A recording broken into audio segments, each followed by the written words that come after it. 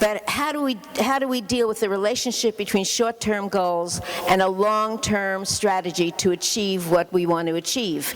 How do we avoid having short-term campaigns and goals lead to potential setbacks or to limitation of achieving what we want to achieve, versus using short-term goals and campaigns to move our movement forward? So I'm going to ask Michelle to address that, and Marc and Jazz. It's an excellent question, and as someone who used to be an expert in pursuing short-term reformist goals, I know the difference between doing reform work and work that's truly transformational. When I was at the ACLU directing the Racial Justice Project in California, we worked around the clock. We were dedicated, didn't get a lot of sleep, working around the clock, pursuing what were ultimately very short-term reformist goals. And they were the goals we thought were achievable within the current political moment. And we invested a lot of time and energy trying to win these short-term reformist gains, only to see those wins unraveled in the next election cycle or undermined by another court decision, and we would be back at square one, or perhaps a little bit further back, or we would be ahead, but whatever gain we had made had created the illusion of much greater progress than we had actually achieved, and much of the momentum and organizing effort that had gone into it was dissipated by the illusion of more progress than had actually been achieved. So when you say, how can we do short-term work and still achieve our long-term goals, I think we have to do our short-term work in a way that is truly revolutionary. And it's not so much what particular goals you choose. I mean, I've been traveling around talking to a lot of audiences, and people will say, well, what's the most important thing that needs to be changed right now? What's the number one priority? And I'll say, actually, talk to the people in your community and pick the issue that feels most pressing to you and those who are most affected by the system right now. And it doesn't matter so much what it is. It's the way you do this work, rather than the particular goal that you choose, that has the potential to be truly transformative.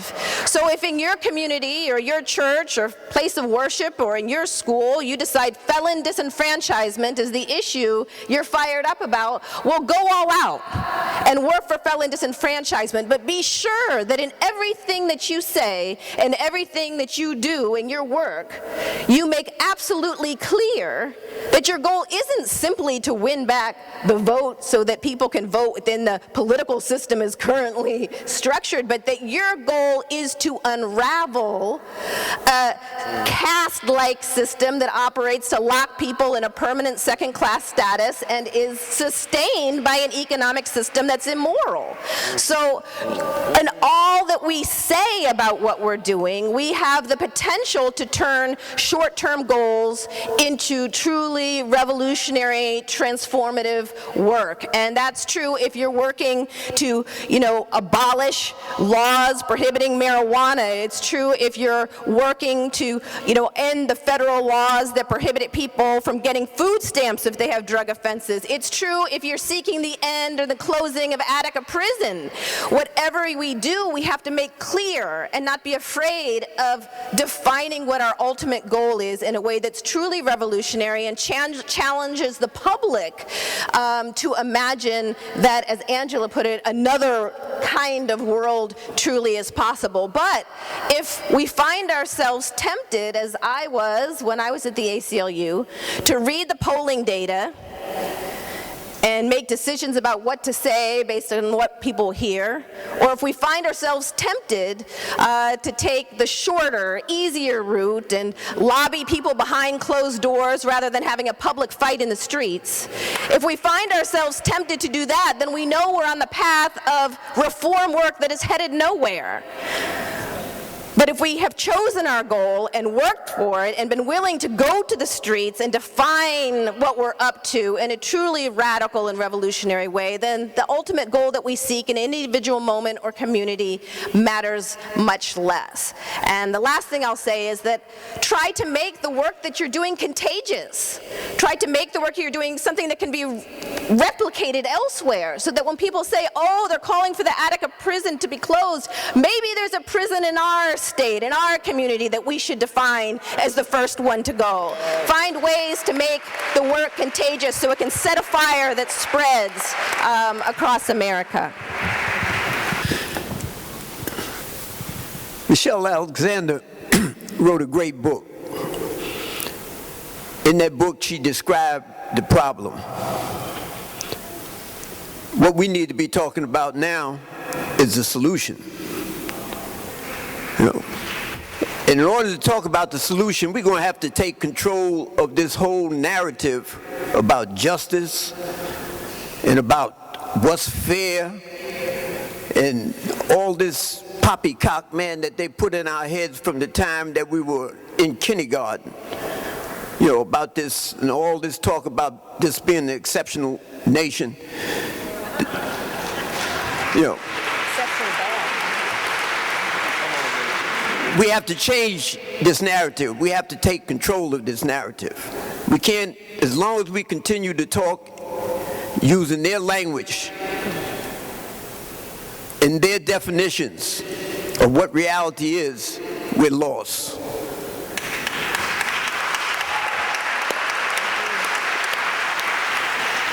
The question becomes for us now, in terms of solutions, is how do we get rid of all of these things that divide us, all of these disconnects?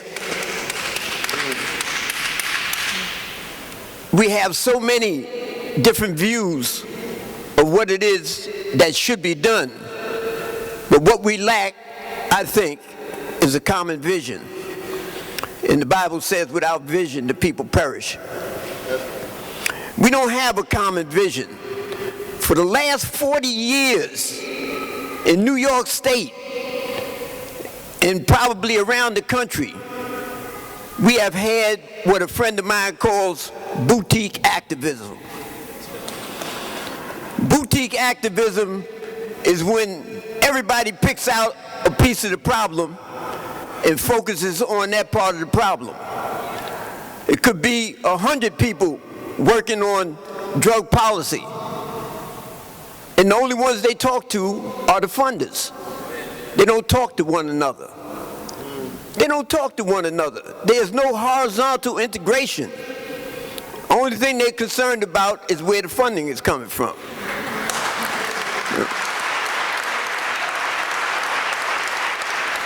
Now, those of us that have been out here and worked with these organizations, if you go around and ask these organizations what is the one thing that they've done to improve the conditions of the people that they're working for and the communities that they're working for the most part, you're going to get silence. You're going to get silence. And I'm not knocking these organizations, you know, because movement and the consciousness it takes to build movement is a process, right? We try reform, but we've tried it for 40 years and it doesn't work. It doesn't work. The prison population went from, in 1970, from 300,000 to 2.4 million today. The largest prison population in the history of humankind. And they say, if you always do what you always did, you always get what you always got. Right? So we need to change, and we need fundamental change. Now listen, as Cornell said, you know, we don't agree on everything. I've been to prison since I was 16 years old. I've been in state prison, I've been in federal prison, and I was born in Harlem Hospital. You know, so I was born into a prison. You know. So when I talk about prison, I'm not talking about something from an academic perspective. I'm talking about, man, I experienced this. You understand? Solitary confinement, I experienced that. Right? Denial of the right to vote and being treated like a piece of garbage, I've experienced that, man. And so, I was in Attica the year before Attica went up. And we organized, and we came together. There was everything, everybody in there. I mean, every movement that was taking place in the streets, the Black Panther Party, the Young Lords, the Weathermen, the SDS, all of them were in there. And as we began to educate and organize ourselves, we realized, man, that we had to get rid of that whole alphabet soup of Black Panthers, BLA, Young Lords, Weathermen, SDS. And we got rid of all those labels, and we came together as one, and we called ourselves the People's Party. The People's Party.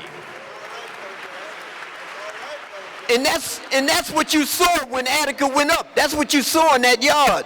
Fortunately, I was shipped out of there 6 days before the place went up. But the preparation that went into building the solidarity that we had took place for a year before that, man. You know, it took place, it came out of the tombs. You know, when the tombs went up in smoke. And they moved us all to Attica. But now, out there on the West Coast, they doing the same thing. They're eliminating all those labels. White, black, Latino, Asian, Indian. And they've agreed to eliminate them so that they can begin to speak in one voice, just like the people that have them in them cages. They speak in one voice. All the people in power during Attica Rebellion, they spoke in one voice, right? And they met prisoners that spoke in one voice. Why is it that we don't seem to learn that lesson, man? Why is it we continue to see ourselves as the only right way? Why can't we connect the dots? We talk about prison, man. Like I say, I've been to prison. The only thing a prisoner wants is out. He don't want no flat screen TVs in the visiting room. He don't want no, children playpens. He wants out. He wants to go to his family, huh? He wants out. That's what prisoners want. So everybody that's working on issues of reform and trying to make the prison a better place to live, listen, that's not what prisoners want, right? And this whole issue that these false dichotomies that we keep engaging in, man, children in prison, women in prison, old people in prison, they are human beings in cages. That's what they are. That's what they all have in common. They are human beings in cages, man. And this is what we got to start, we got to take control of this language, man. We got to take control of this narrative, man. We got to start eliminating the things that disconnect us, that divide us. Until we do that, until we begin to connect the dots, we are finished. We ain't going nowhere. The only movement we're going to have, in the words of my friend Jamal Joseph, is a bowel movement. Thank you.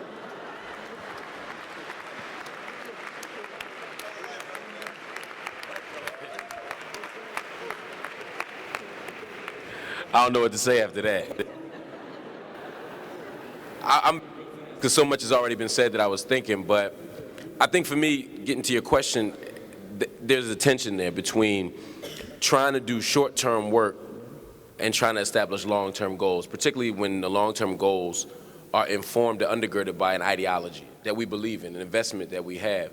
That tension is really highlighted by what Jazz just said, because he's like, yo, I was there, this is real stuff, this is real life, these are real experiences, and so we can sit here and in an abstract way talk about an unrelenting commitment to revolution while people are living in a context where they can be comforted by reform.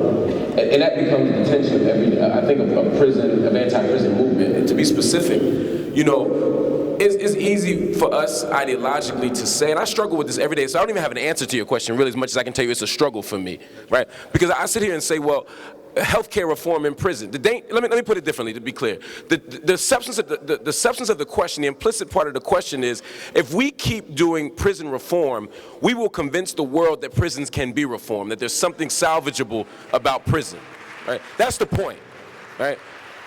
And so the challenge is, if we keep allowing reforms and fighting for reforms, and the world will say, okay, prison is bad, but it's fixable. This is not something it's like white supremacy. It's like whiteness, right? Really, it's an idea that needs to be destroyed. It can't really be repaired, right? When we think about capitalism, it's a system that's actually so fundamentally corrupt that it can't be repaired. It can't be just regulated. It actually needs to be uprooted, right? I mean, that's the problem. But we keep convincing ourselves through reform that something else is possible. But the problem is, it's not just an ideological tension. People's lives would be better with health care. Lives are better when we fight against prisoner abuse. People's lives are better when we protect them from HIV/AIDS. People's lives are better when we give them access to libraries, right? In prison. Now, I understand, Jay, you'd rather be out than have a library. I'm with you, right? Yeah, right. But a library don't hurt. So the question is, at what level do we decide between yielding to particular reforms for the benefit of making people's lives better and more livable, and to what extent do we have to hold on to a broader principle of prison abolition, say this prison as such cannot work? For me, it's not either or, it's both and. And I think that speaks to the sort of pedagogical dimension of this. There's something that comes down to really sort of the lessons and the teaching that happen through our activism and through our work. And I mean that in two ways. One, our activism tells the world what's important. The causes that we choose and the way we approach those causes gives the world an understanding of what's possible with prison reform, what's possible with prison abolition, what's possible with prisoners. So when we do this work, I think it has to come with prison education, the other type of pedagogy I'm talking about. In other words, we have to actively educate the public about prison. We have to actively educate the world about what's possible.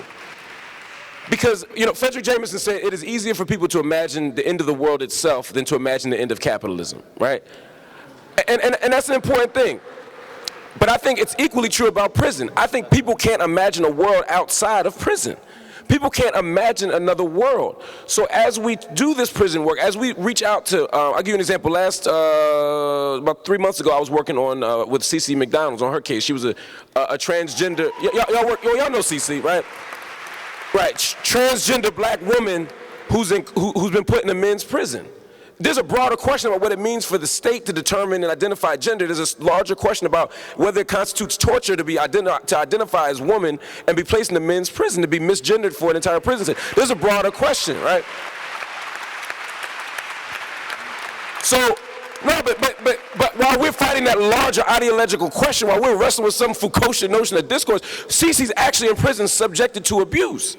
So we have to find a way to deal with both of those things through our work, through our writing, through our activism. We have to be able to tell both stories, right? We have to be able to talk to the world about decarceration and what that means. We have to talk to the world about excarceration and what that means. Because the world, as you said, the world can't imagine the idea of responding to abuse or injustice through anything but punishment. And we can't imagine punishment outside of anything but containment. As Jazz talked about, putting people in cages. So for me, I'm constantly struggling with that tension and that contradiction. So for me, it's always about both and. If I can heal something and help something in a moment through a particular campaign for a particular person or a particular cause, I want to contribute to that. But at the same time, we have to educate the public that another world is indeed possible.